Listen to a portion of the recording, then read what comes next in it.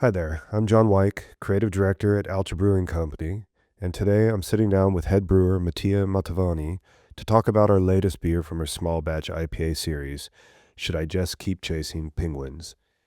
I asked Mattia to talk for a few reasons. First, is that he's been raving about chasing penguins for a few weeks now. It features a New Zealand Rhapsody hop, and it's a 100% collaboration with Kiwi producer Clayton hops. Second, it's actually been a while since I've sat down with Mattia, and since then he's been to New Zealand and back, and I kind of wanted to hear his thoughts about the whole New Zealand hop industry and how it compares to the US industry. So let's just dive in and see where the conversation takes us. Enjoy. So Vani, head brewer of Uiltje Brewery, and started in 2020. We've been talking about New Zealand hops for about a year because you went there last year. Yeah, it was crop 25, sorry. Okay, we had a chance to talk about it, but now we have an opportunity because we have a new beer coming out. It's called Should I Just Keep Chasing Penguins? And of course, it's based on a parody of an Adele song. West Coast collaboration with Clayton hops, where we use only Clayton hops. Who's Clayton hops? Yeah, in a way, it's a producer that we didn't know, and they're big. Not the biggest, I would say top 2, maybe top 3 for sure in like volume. Like they're not the most famous, I would say. So they are big, but not that famous yet. That's actually a positive for you, right? You get to discover things other people don't know. Yeah, that's correct. Yeah. So we have a new beer coming out soon, and I think this was just a good opportunity to not only talk about the beer itself, but maybe even dive a little bit deeper into the New Zealand hop scene. What's the story behind the beer? Okay, so basically, as you mentioned, I was in New Zealand for crop 25, so March 25 for hop selection, and I was there with James, our packaging manager. So we went there, as I said, to select hops. So we dealt with different company. For instance, we select hops at Freestyle hops, NZ hops, and because we were there, it just made sense to check around the other companies and see how they work. And we end up discovering Clayton hops. And so during the walk around of the production facility, we realized that what they were doing, processing plant was and is brand new. And we were quite amazed because it was not the same case for all the company that we visit. You're being quite political right now, I think. Yeah. Now, because there is something unsaid in the beer industry that I will share it anyway.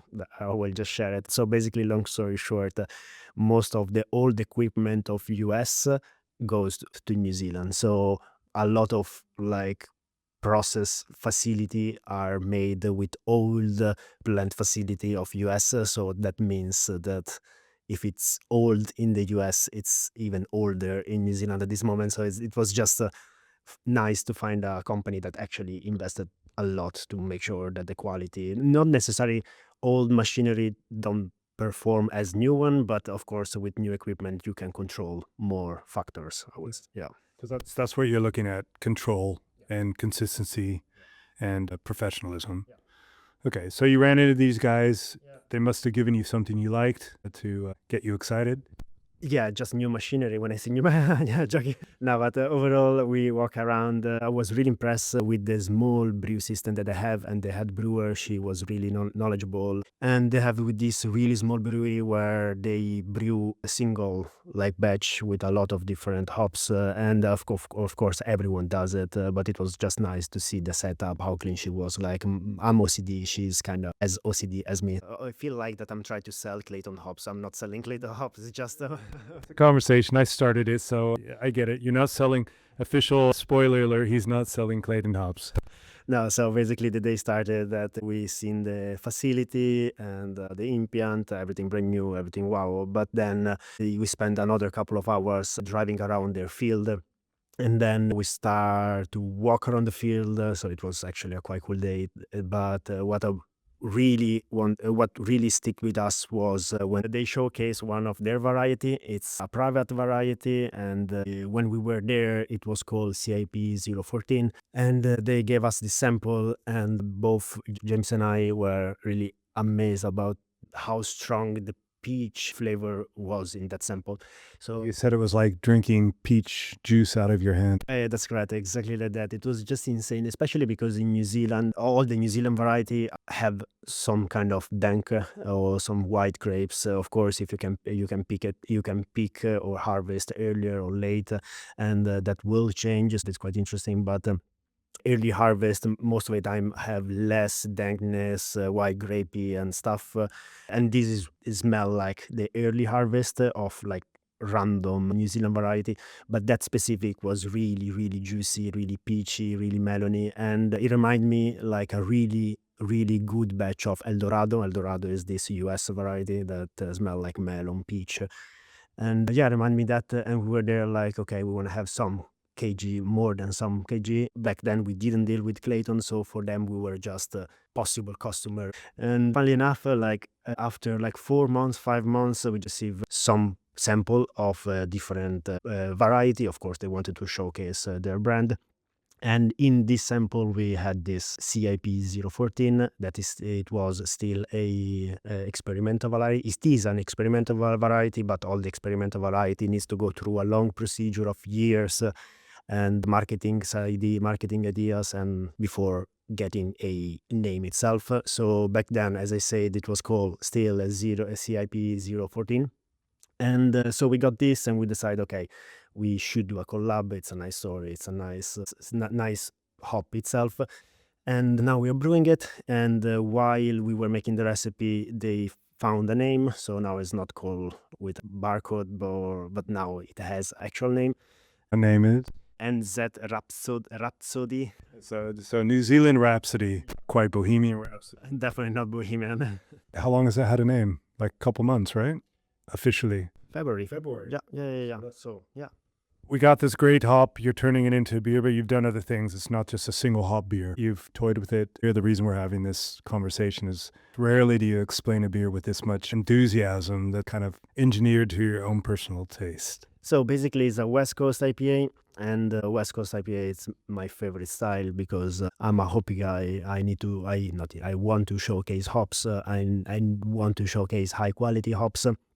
And West Coast IPA is just my favorite and the perfect style for me to showcase your hop. And we didn't want to do a single hop IPA because I don't know, I feel like single hop IPA are nice but sometimes boring. Oh shit, a lot of brewer waking me now. That's my way of brewing, I would say. And so we decided to do a blend of two variety. So it's gonna be NZ New Zealand Rhapsody and Nelson Sauvin. Nelson Sauvin will be like T90, pellet T90, and Amplifier. Amplifier is the cryogenetic version of Clayton hops, everything by Clayton hops. The 100% Clayton hops beer. Yeah, that's correct. Okay, so we're not promoting Clayton hops here, but kind of equally we are. Okay, it's there. Yeah, it's a collab. And so yeah, just to make sure that all the peachiness and melony will come through, I decided to add some rice flakes in the malt bill. But it will be, of course, mainly Pilsner, just to make sure that the hops have space to shine. And we add some rice flakes to have it even drier. So already their West Coast IPA are dry. This is going to be even drier. So it's going to be juicy, dry, and yeah, easy to drink, I would say. I'm just curious. I think in the last 12 years, I've tasted every single Uiltje beer that's come through here. How dry is dry? We produced some dry beers before, but are we... Yeah, it's not going to be as dry as like a brut IPA. For instance, we used to brew Fancy Pants. We brew another couple of brut IPA. It's not that kind of dryness, but really close. So it's going to be basically a blend of a brut IPA and a West Coast IPA. It's quite similar to a cold IPA. Cold IPA is really dry. We used to brew Who Let the Dogs Out. We used to brew that with rice flakes as well because we wanted to have it like really dry, really dank. The main hops there back then was Nelson Sauvin. Yeah, that was the collab with Brewdog. That's correct. And that was a really good beer and actually a really successful collaboration. Yeah, it was. Yeah, I would say out of the whole brew team, probably 60-70% would say that is their favorite beer, considering the times that we brew, the time that we spent to develop the recipe, because we brew like shit tons of them. Well, it got out of hand, right? We brewed it as a one-off collab, and it just kept going and going and going. So this is a possible successor in terms of fan favorite. I would say, yeah. I mean, it depends on the market, depends on marketing, sales. Not really up to me, but recipe-wise, of course, it could. You used the word West Coast IPA. We used cold IPA, and we threw out there earlier Pacific IPA. So just to explain, are they more or less all the same beer with variations?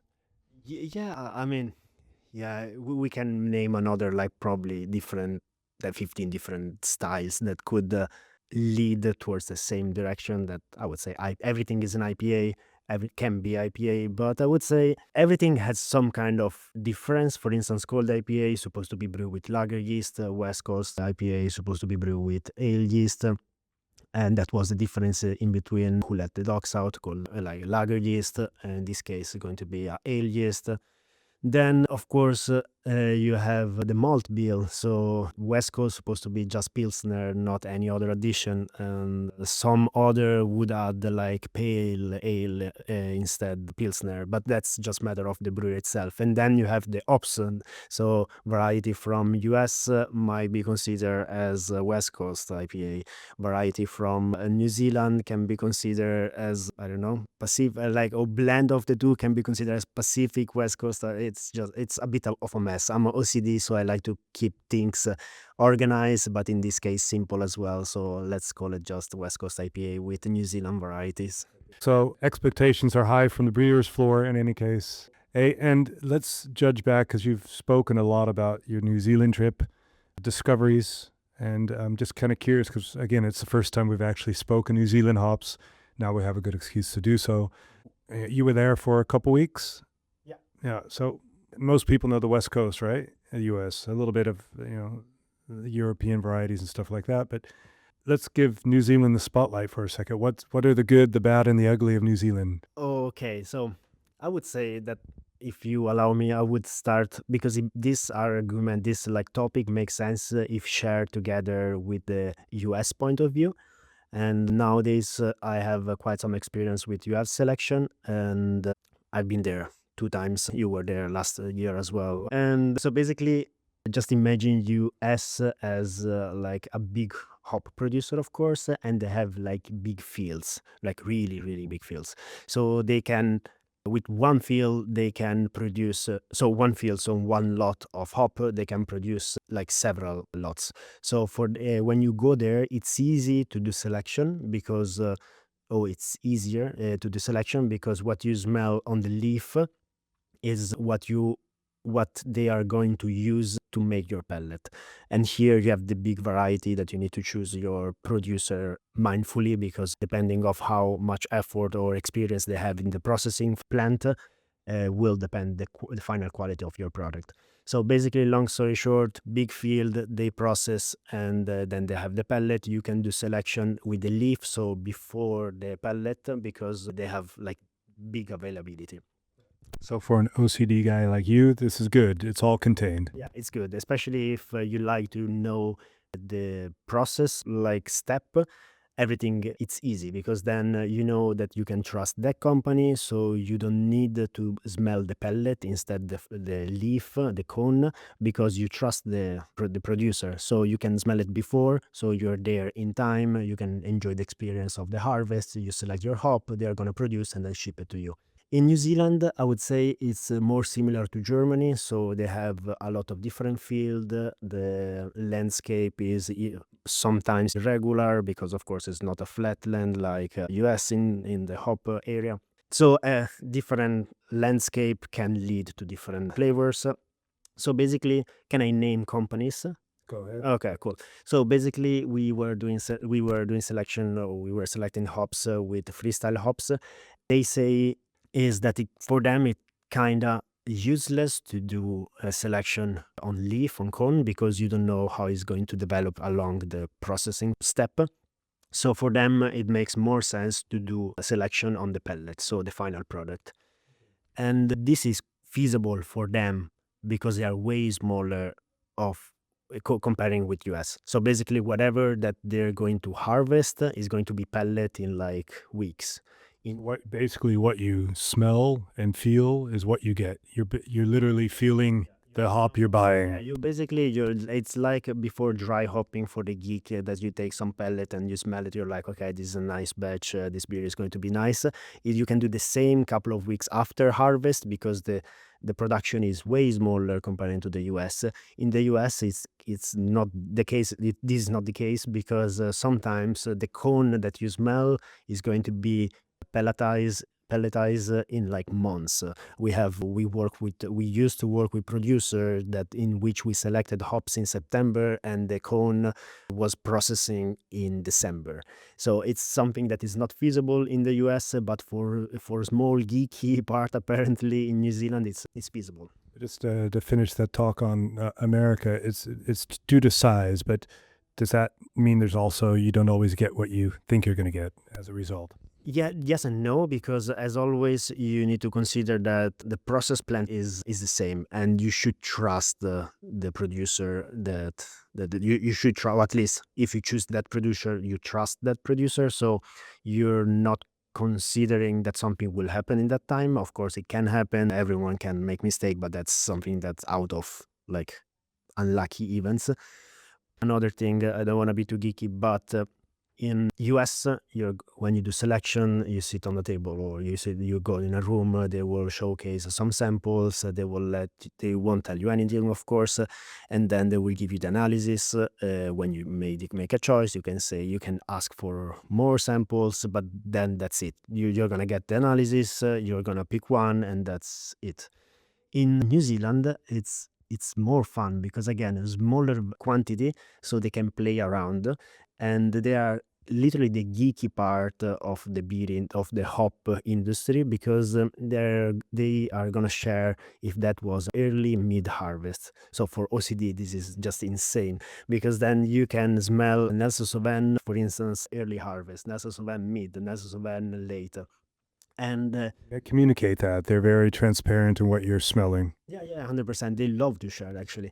And another thing, for instance, I'm European. We are in Europe. We are used to flavor of Nelson Sauvin late harvest, so that dank, that white grapey flavors. But Why are we used to that? Just because it takes so long to get from New Zealand to Europe? Why? No. no, it's just the average. I would say it's just how Nelson Sauvin supposed to be here in Europe, because we always have this Nelson Sauvin, and I'm not saying anything. It's a gorgeous hop. I love it.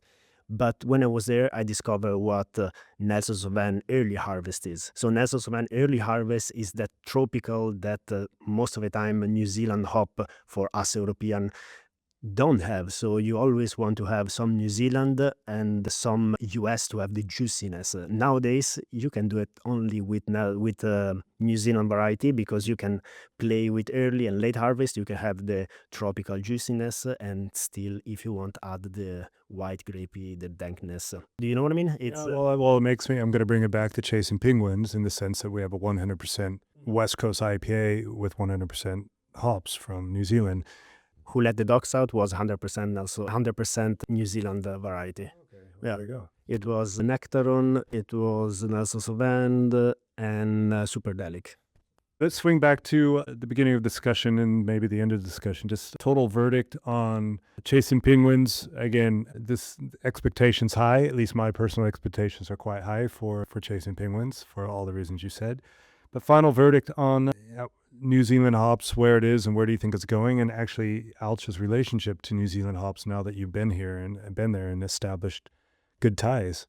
I would say we should explore more New Zealand variety. I know that every brewer use New Zealand variety, but they should spend more time into understanding the New Zealand variety, because you can play a lot. You don't necessarily need to use US variety, and you don't necessarily need to use like private varieties. Now, this is a big topic as well, like public and private, but sometimes public variety are just as nice as. Actually, we should end this in a perfect way. So if you're a brewer and you're listening, please try to brew a beer with Cascade from US, early Cascade from New Zealand, and late Cascade from New Zealand. So for early and late, I mean harvest. And then you can see exactly what I mean. It's just fun playing with hops and same variety, different country, and don't be crazy enough to use European Cascade in an IPA if you expect flavor as US Cascade, because of course European hops are